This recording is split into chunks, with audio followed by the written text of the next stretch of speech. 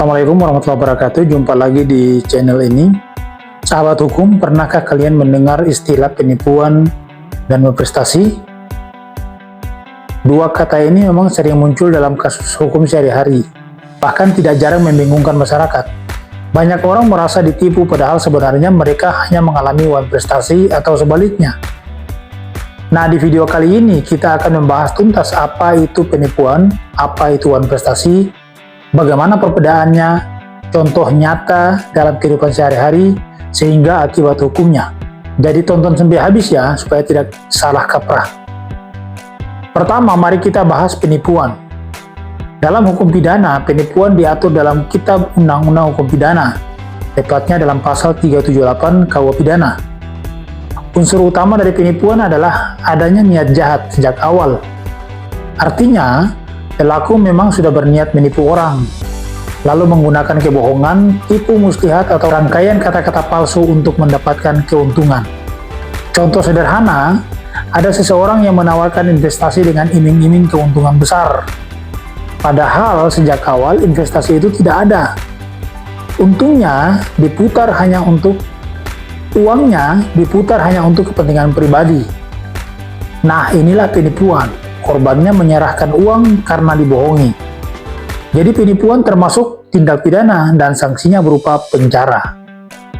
Sekarang kita beralih ke wan prestasi.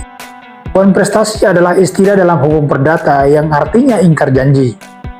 Jadi wan prestasi hanya terjadi jika sebelumnya ada perjanjian atau kontrak yang sah antara dua pihak. Contohnya, A berjanji menjual 1 ton beras kepada B dengan syarat dikirim dalam waktu seminggu setelah pembayaran. Ternyata, barang baru dikirim 1 bulan kemudian, maka A dianggap wan prestasi karena tidak memenuhi kewajiban sesuai perjanjian. Wan prestasi ini bukan tindak pidana, melainkan perdata. Konsekuensinya biasanya berupa ganti rugi, pembatalan perjanjian atau pemenuhan perjanjian. Jadi tidak ada penjara, melainkan tanggung jawab perdata. Nah, dari penjelasan tadi, kita bisa lihat beberapa perbedaan penting antara penipuan dan wan prestasi. Yang pertama, dari segi niat. Kalau penipuan, niat jahat sudah ada sejak awal. Wan prestasi, awalnya ada niat baik, tapi kemudian gagal memenuhi janji. Yang kedua, dari segi hukum. Kalau penipuan masuk dalam ranah pidana, diatur dalam KUH Pidana. Sedangkan wan prestasi masuk pada ranah perdata, diatur dalam KUH Perdata. Yang ketiga adalah akibat hukumnya.